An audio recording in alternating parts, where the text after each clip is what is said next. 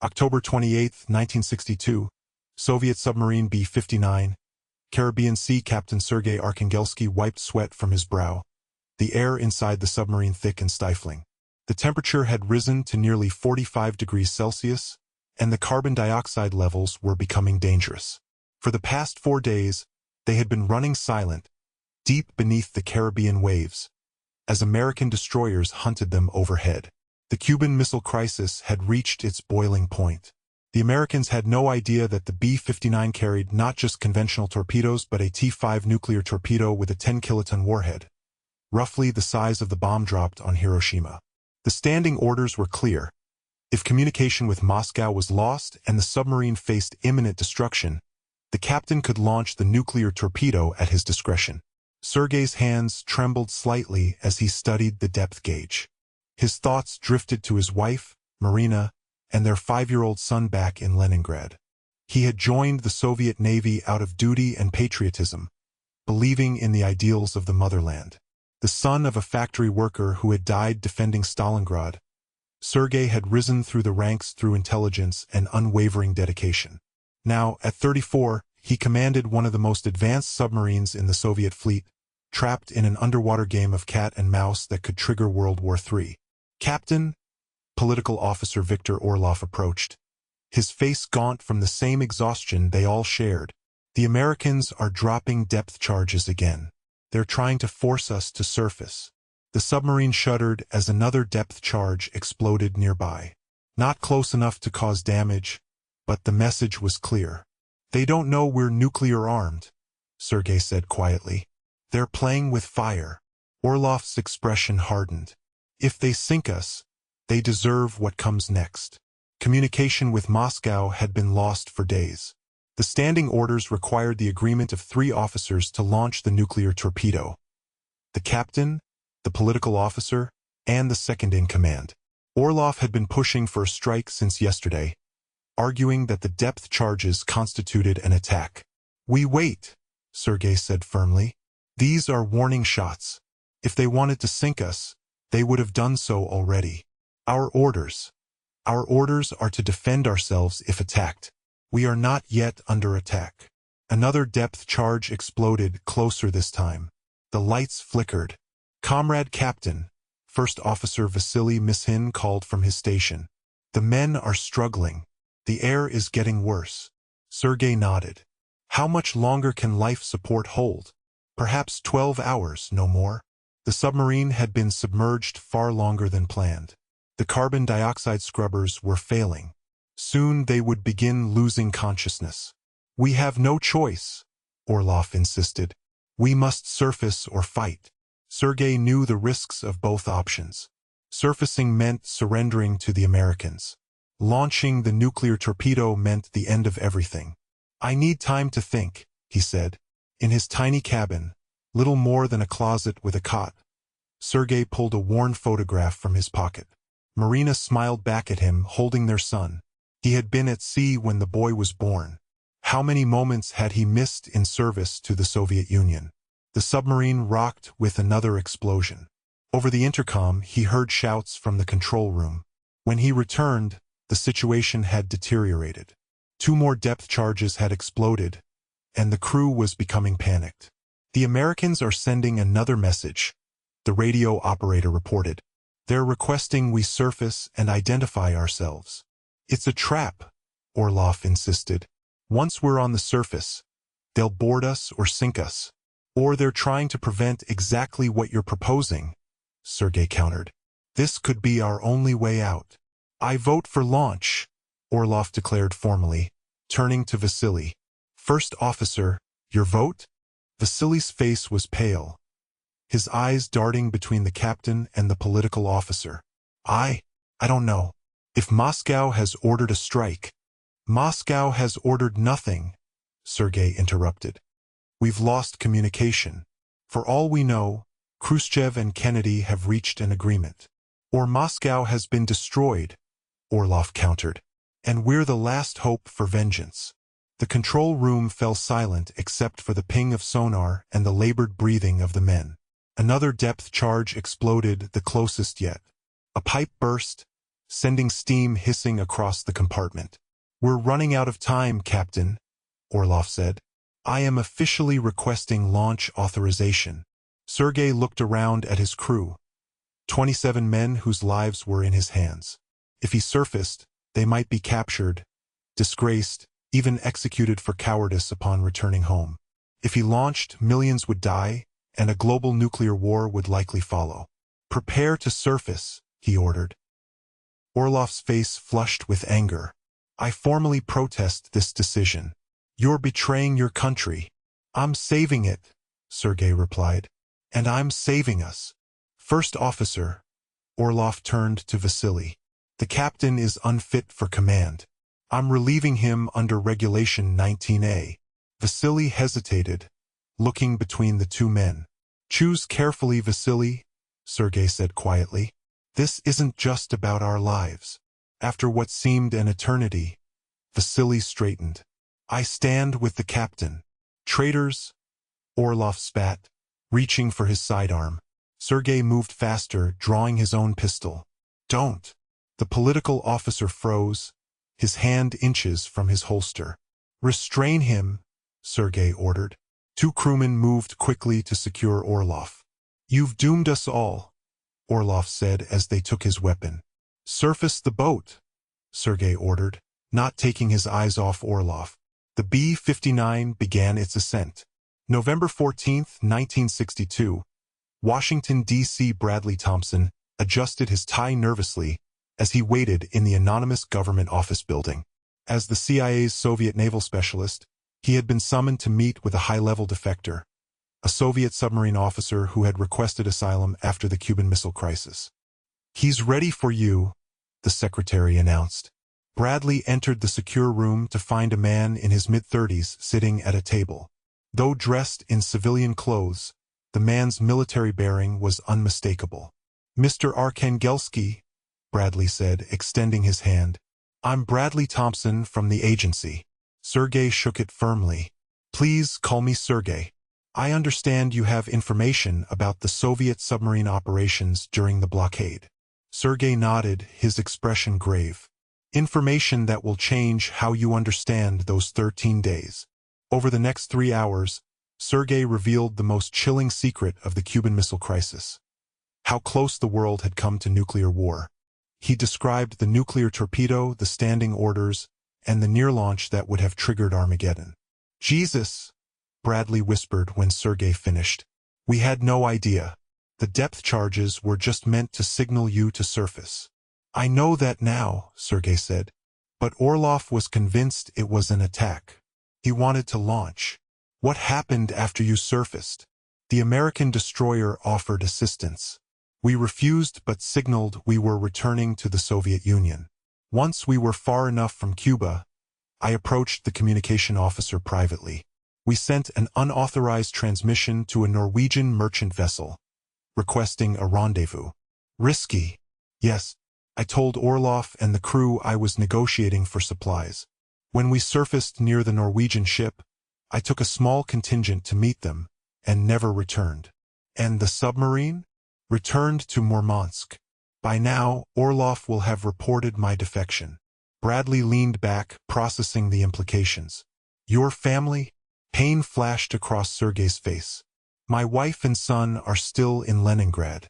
The KGB will have already questioned them." "We might be able to help," Bradley offered. "We have channels, ways to get people out." "At what cost?" Sergei asked. "What do you want from me?" Bradley smiled thinly. "Everything you know about Soviet submarine capabilities, protocols, and future deployments." "And if I refuse?" "Then you've betrayed your country for nothing." Sergei's jaw tightened. "I didn't betray my country. I saved it from Orlov's madness." "Semantics," Bradley shrugged. "To Moscow, you're a traitor either way." March 3, 1963, East Berlin. Beatrice Taylor pulled her coat tighter as she navigated the gray streets. To the casual observer, she was just another Western tourist exploring the communist side of the divided city. Her American passport identified her as a graduate student researching German architecture. The KGB knew better. They'd been watching her for weeks. What they didn't know was that Beatrice was fully aware of their surveillance, and counting on it. At precisely 3:15 p.m., she entered a small cafe near Alexanderplatz, ordered coffee in passable German, and took a seat by the window. 7 minutes later, a middle-aged German woman sat at the adjacent table and accidentally dropped her shopping bag, spilling items across the floor. As Beatrice helped gather the scattered purchases, their hands briefly touched during the exchange of a microfilm canister. "Danke," the woman said before departing. Beatrice sipped her coffee calmly, though her heart raced. The microfilm contained recent photographs of Marina Arkhangelsky and her son, now living under KGB surveillance in a small apartment in Leningrad. More importantly, it contained building schematics, guard rotations, and the first seeds of an extraction plan. For the past 4 months, Beatrice had been building a network of assets for what the CIA called Operation Lighthouse, the extraction of Sergei Arkhangelsky's family from the Soviet Union. As Sergei's assigned handler, she had grown to respect the man who had refused to start World War III.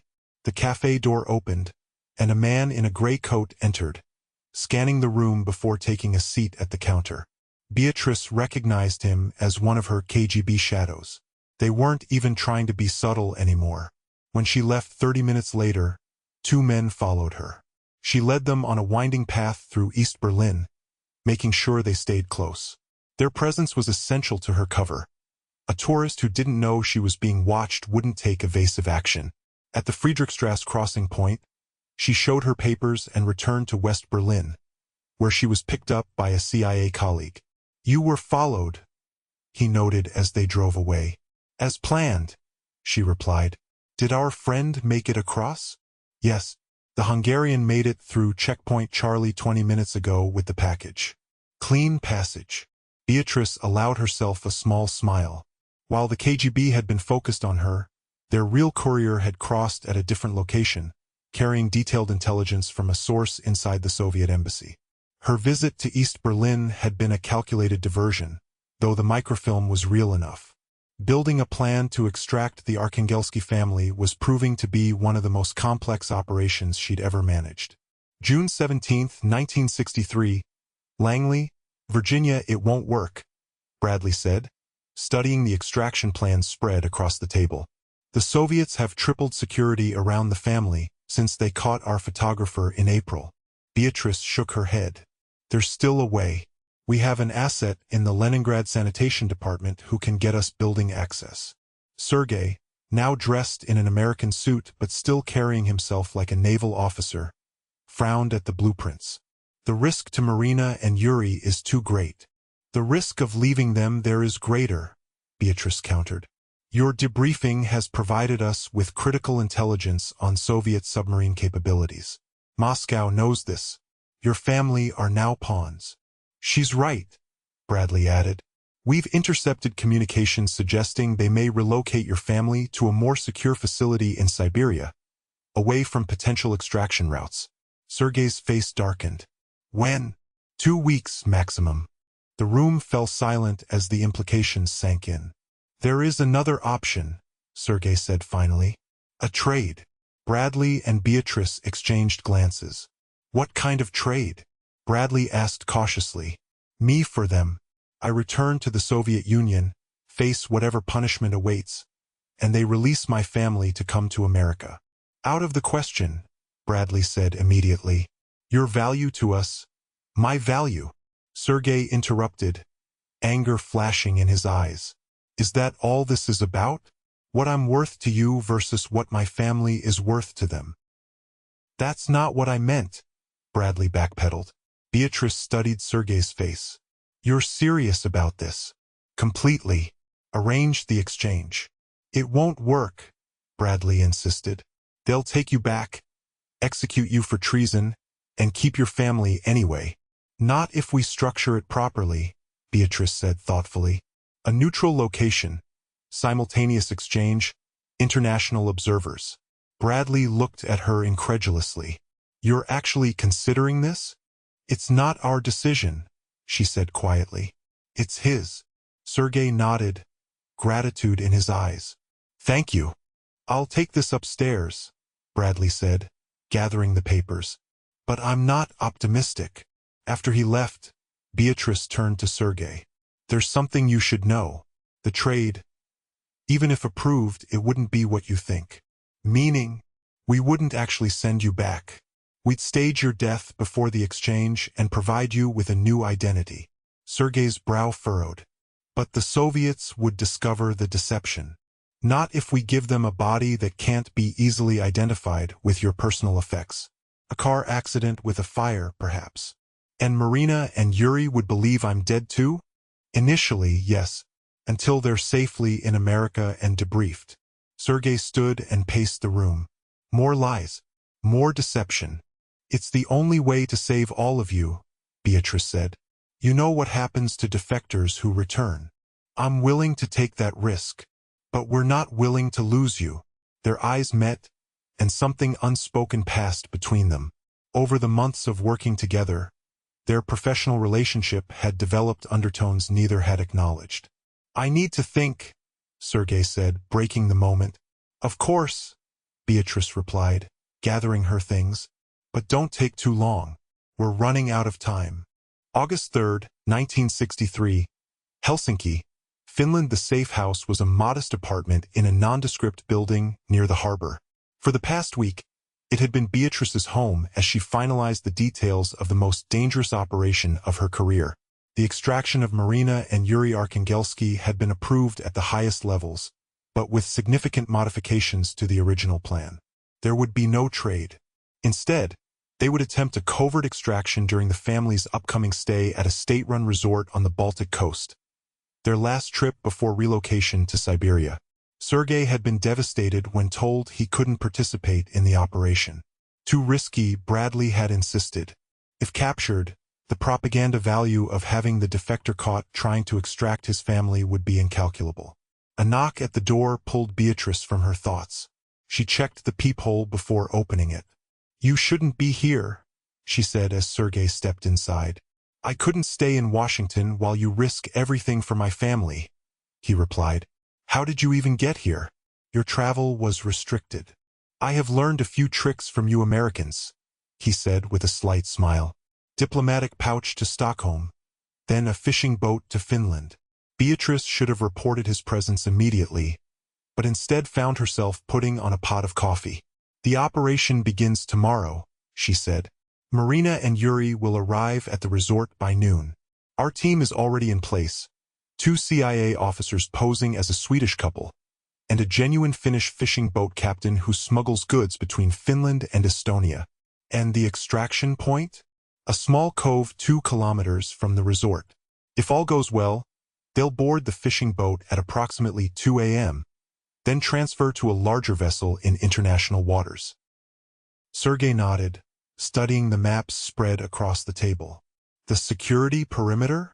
2 guards at the main entrance, roving patrols every 30 minutes. The resort is primarily for mid-level party officials, not a high-security facility. And if something goes wrong? Beatrice hesitated. We have contingencies. I want to be on the boat, Sergei said firmly. Absolutely not. If you're captured, if something goes wrong, I need to be there. They're my family. Beatrice knew she should refuse, should contact Bradley immediately.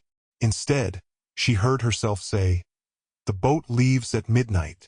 August 4th, 1963, Baltic Sea. The small fishing vessel pitched in the darkness as it navigated the choppy waters 3 kilometers off the Estonian coast. Sergei stood at the bow, straining to see the shoreline, while Beatrice checked her watch for the 10th time in as many minutes. They're late, she said. The Finnish captain, a weathered man named Juhani who had been smuggling goods across the Baltic for decades, spat over the side. 15 minutes is nothing. We wait. Sergei's knuckles were white as he gripped the railing. The operation had seemed straightforward in the planning room.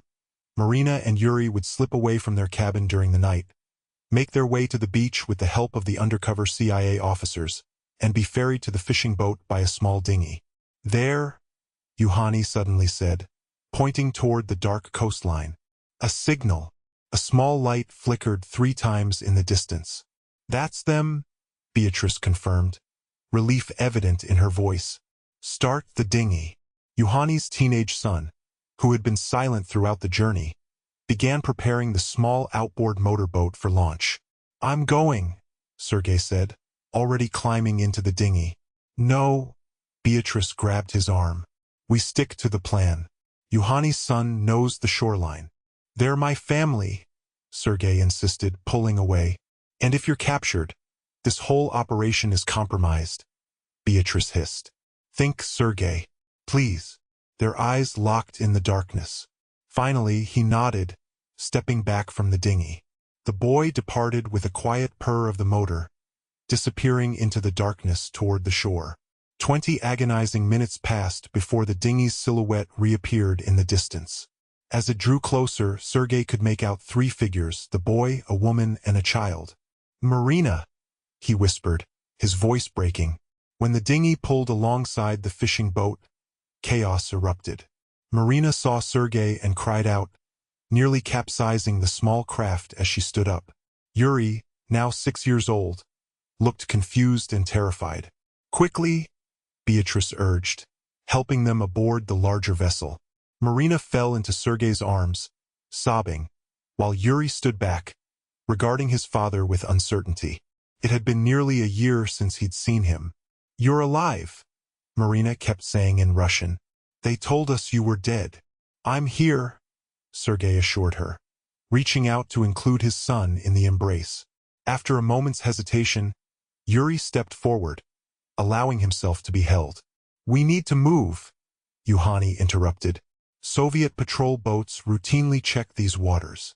As they pulled away from the Estonian coastline, Marina explained between tears how the CIA officers had approached her at the resort, identifying themselves as friends of Sergei. "I didn't believe them at first," she said. "The KGB told us you had died in a submarine accident." "I'm sorry for the deception," Sergei said. "It was the only way to keep you safe." Beatrice watched their reunion from a distance, mixed emotions playing across her face. The operation had succeeded, but the most dangerous part was still ahead, reaching international waters before being intercepted. They had traveled for perhaps 30 minutes when Yuhani suddenly cut the engine. "Listen," he said.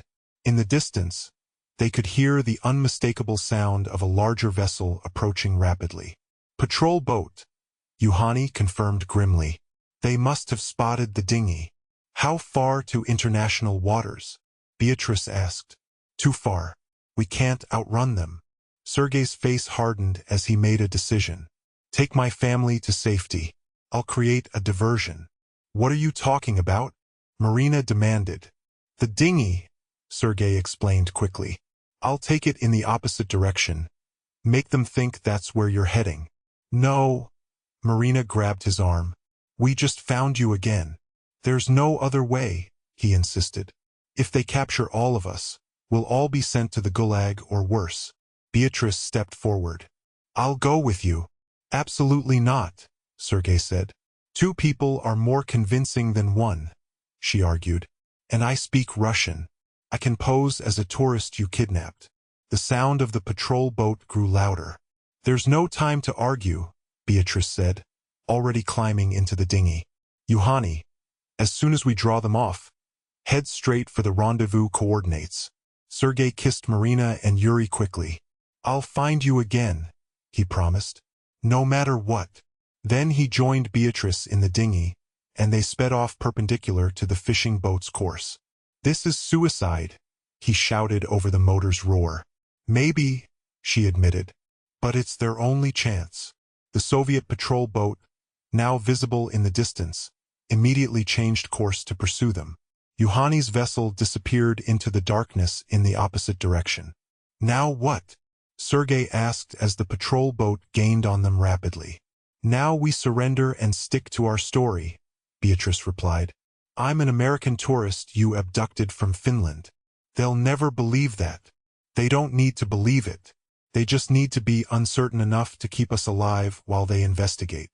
The patrol boat was nearly upon them, its searchlight cutting through the darkness to illuminate their small craft. "Cut the engine," a voice commanded in Russian through a megaphone. Sergei complied, raising his hands slowly. Beatrice did the same, putting on an expression of fear and confusion. Armed Soviet sailors boarded their dinghy, roughly handcuffing them both. Captain Arkhangelsky, one of the officers said with evident surprise as they were brought aboard the patrol boat. Moscow will be very interested to see you again. December 18, 1963, Lubyanka prison. Moscow. The interrogation room was cold, deliberately so. Sergei had lost track of the days since his capture. He had been separated from Beatrice immediately upon their arrival in Leningrad and transported to Moscow for what the KGB called extensive debriefing. The door opened, and a familiar face entered, Viktor Orlov, now wearing the uniform of a KGB colonel. Captain Arkhangelsky, Orlov said, sitting across from him. You look terrible. Sergei remained silent.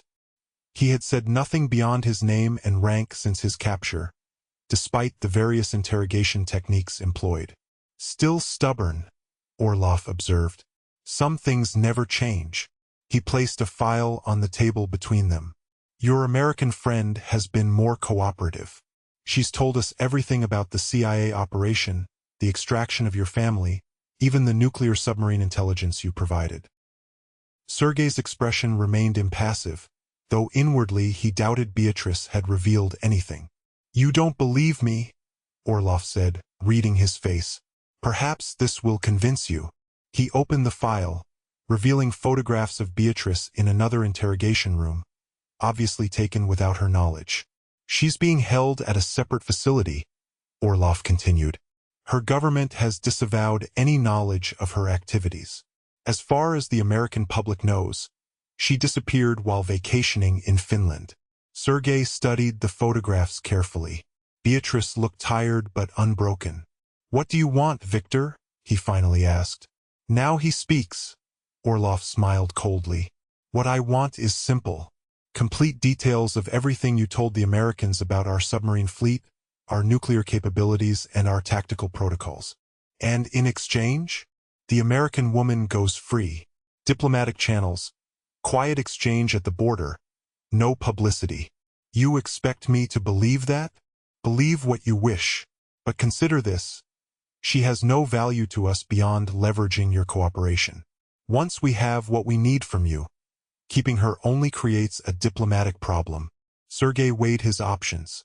He had no illusions about his own fate. Traitors to the Soviet Union faced execution.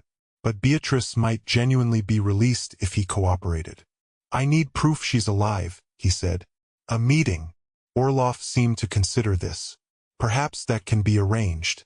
But first, a demonstration of good faith. Tell me about the Americans' knowledge of our Northern Fleet deployments. Sergei chose his words carefully, providing information he knew would be of limited tactical value. Deployment schedules that would have changed months ago, maintenance protocols that were common knowledge among naval powers. Orlov took notes, his face revealing nothing. A start, he said when Sergei finished. I'll see about arranging your meeting with the American. After Orlov left, Sergei leaned back in his uncomfortable chair, closing his eyes. He thought of Marina and Yuri, hoping they had reached safety. The CIA had contingency plans for exactly this scenario. If the extraction team failed to reach the rendezvous point, the family would be moved through alternative channels to the United States. His sacrifice and Beatrice's would be worthwhile if they were safe. 3 days later, Sergei was led to a different room in the prison. Beatrice was already there, seated at a table under the watchful eyes of 2 guards. You have 5 minutes, one of the guards announced. When they were as alone as they could be under the circumstances, Beatrice spoke first. You look terrible, she said, echoing Orlov's words but with genuine concern. So do you, he replied with a small smile. They told me you've been cooperating, she said carefully. He nodded, understanding the subtext. Some things seem less important now. Family, safety. I understand, she said. They've offered me deportation in exchange for certain concessions. Will you take it? I'm considering it, she replied, her eyes communicating something different. My usefulness here is limited. One of the guards cleared his throat, indicating their time was nearly up. If you get out, Sergei said quickly, find them for me. Tell them I'm sorry. "I will," Beatrice promised. "And Sergei, thank you for what you did. Both times." As the guards led her away, Sergei understood what she hadn't said. She had a plan. March 5, 1964, Berlin Wall. Checkpoint Charlie. The exchange was set for dawn. One American agent for 3 Soviet assets captured in West Germany. Beatrice stood on the western side of the famous crossing point, her face gaunt from months of captivity but her eyes alert. On the eastern side, she could make out 3 figures accompanied by East German guards. She knew Sergei wasn't among them. Bradley Thompson stood beside her, now the CIA's Berlin station chief. "Remember, no deviations from the script," he murmured. "Cross slowly. Don't speak to anyone until you're on our side." Beatrice nodded. After 4 months in Soviet custody, she had finally been deemed expendable enough to trade, partly due to pressure from a U.S. senator whose son had attended college with Beatrice, and partly because the Soviets believed they had extracted all useful intelligence from her. They hadn't. The information she had provided was a carefully constructed mixture of outdated intelligence, information the Soviets already knew, and deliberate misinformation that would take them months to verify. More importantly, she had managed to memorize critical details about Sergei's location and treatment, information she intended to use. At exactly 6 a.m., both parties began walking toward the checkpoint. Beatrice kept her pace steady, her gaze fixed on the American side.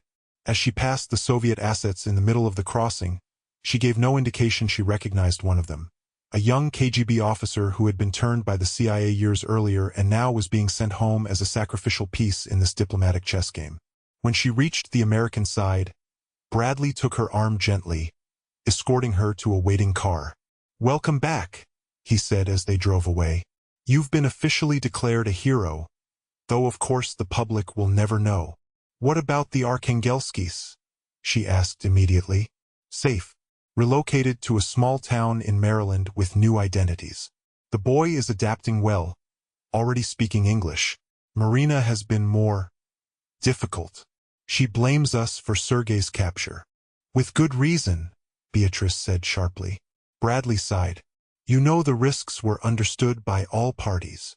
"Where is he now?" "According to our sources, he's been transferred to a labor camp in Siberia. Apparently, the information he provided was deemed valuable enough to commute his death sentence." Beatrice absorbed this news with mixed emotions. Alive, but in the Gulag system, a living death for many. "I want to see them," she said. "Marina and Yuri. All in good time. First, you need debriefing, medical evaluation, psychological assessment." "I'm fine, Bradley. I need to fulfill my promise to him." Bradley studied her for a moment, then nodded. "I'll arrange it, but there's something else you should know. The agency is planning an operation to extract Sergei." Beatrice's head snapped up. "What? When?" "It's in the early planning stages. His information on Soviet submarine protocols proved extremely valuable, enough that the higher-ups want to make an attempt." "I want in," she said immediately. "Beatrice," Bradley said gently, "you've just spent 4 months in Soviet custody. You need time to recover, to process."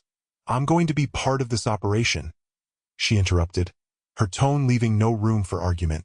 "No one knows the players better than I do. No one has more recent intelligence on their security protocols.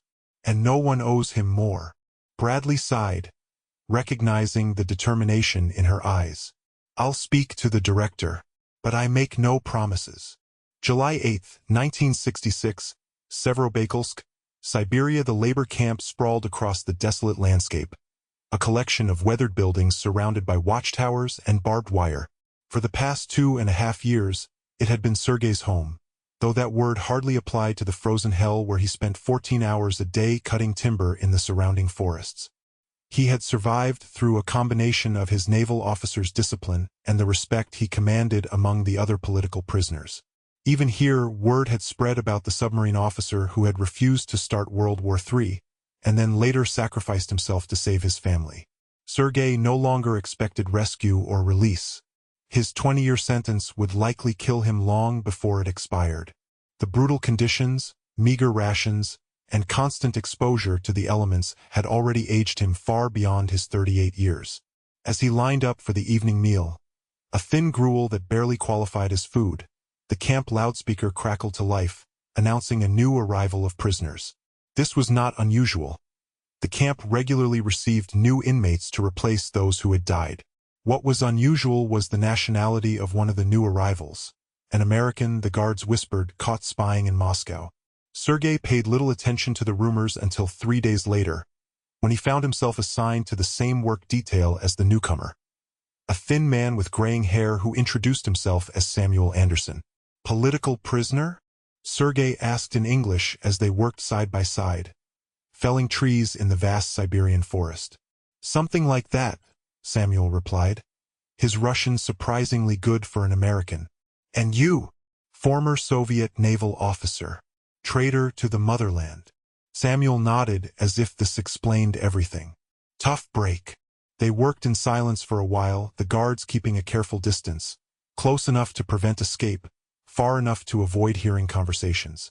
"The submarine officer," Samuel said suddenly. "B-59. Cuban Missile Crisis." Sergei nearly dropped his axe, staring at the man. "How do you know that?" Samuel continued working, not meeting his gaze. "A mutual friend sent me. Blonde woman, stubborn as hell." "Beatrice," Sergei breathed, hardly daring to believe it. "She said to tell you your family is safe. The boy is in school, learning English and baseball. Your wife works as a translator." Tears sprung to Sergei's eyes as he processed this information, the first concrete news of his family in years. He blinked them away quickly, aware that any display of emotion would draw unwanted attention.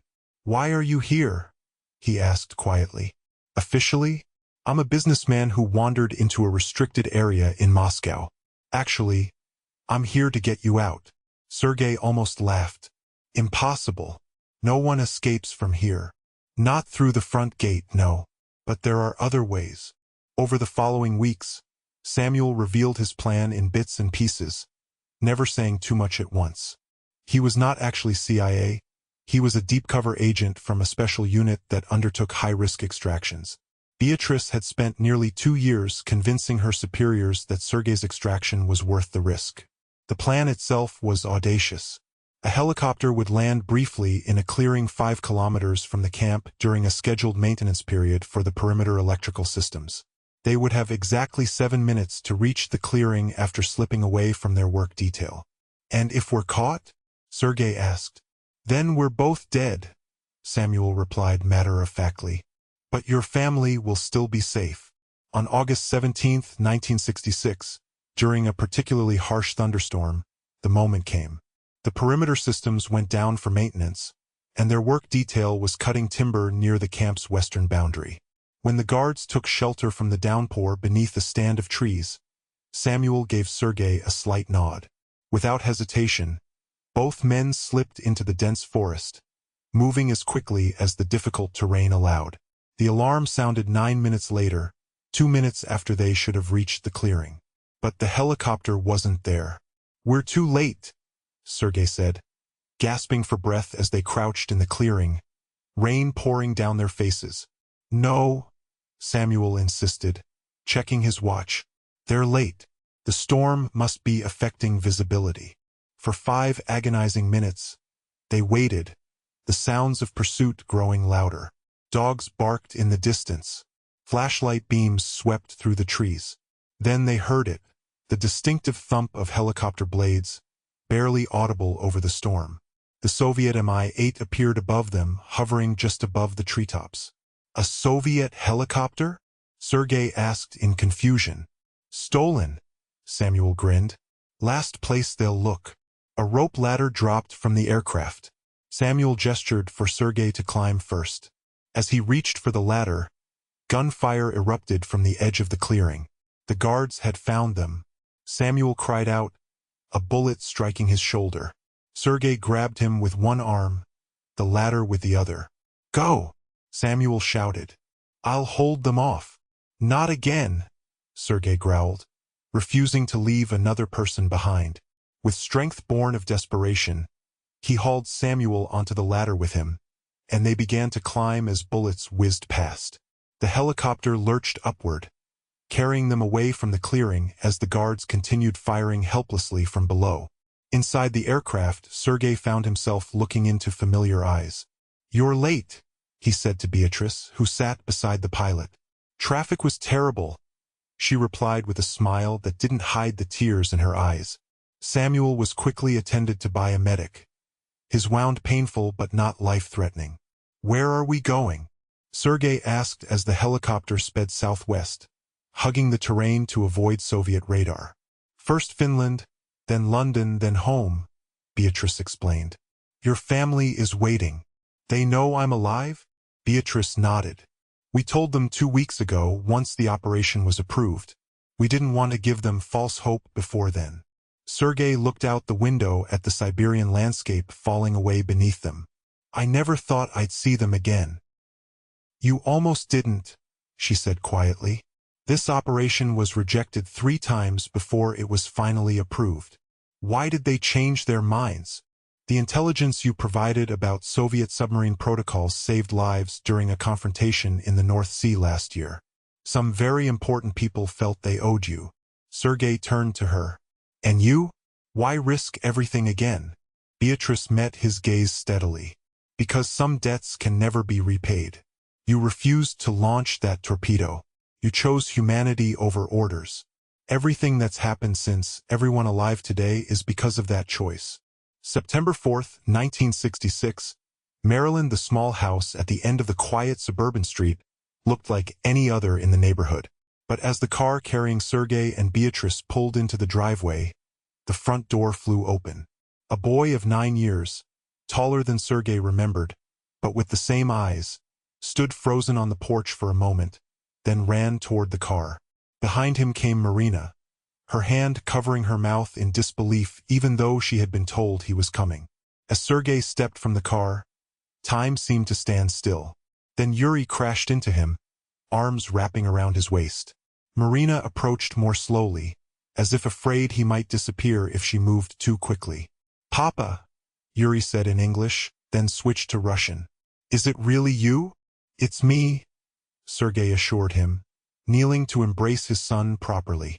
Marina reached them, touching Sergei's face as if to confirm he was real. "They told me you were coming, but I couldn't believe it until now."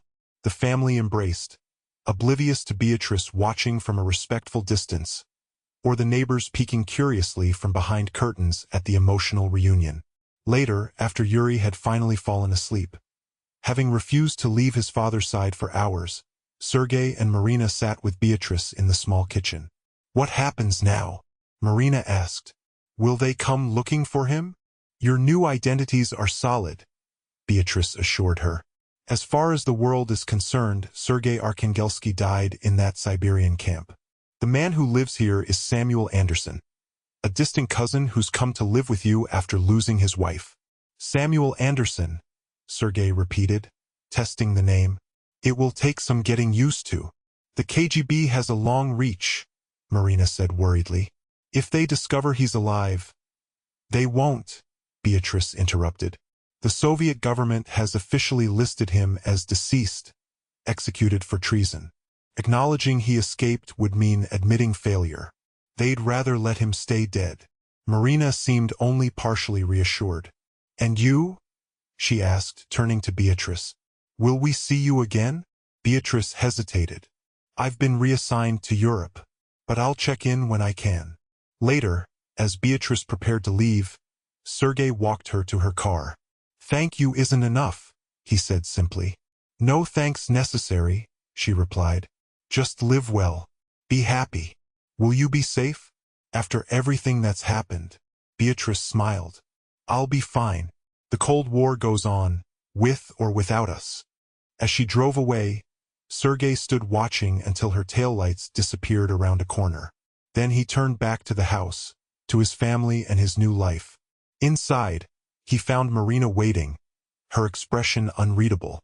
"She loves you," Marina said quietly. Sergei didn't deny it. "She saved us all." "Yes," Marina agreed. "And for that I will always be grateful." But this is our second chance, Sergei, or Samuel, as I must learn to call you. Let's not waste it. Never, he promised, taking her hands in his. Not a single day. In the years that followed, the family built a new life together. Sergei found work teaching Russian at a small college. Marina became a translator for a publishing house. Yuri grew into a young man who understood, as few others could, the true cost of the Cold War. Occasionally, a postcard would arrive from various European cities. No message, just a simple signature, B. And on October 27th of each year, Sergei would sit alone for a few minutes, remembering that day in 1962 when he had refused to launch a nuclear torpedo, the day he had chosen humanity over orders, and in doing so, perhaps saved the world.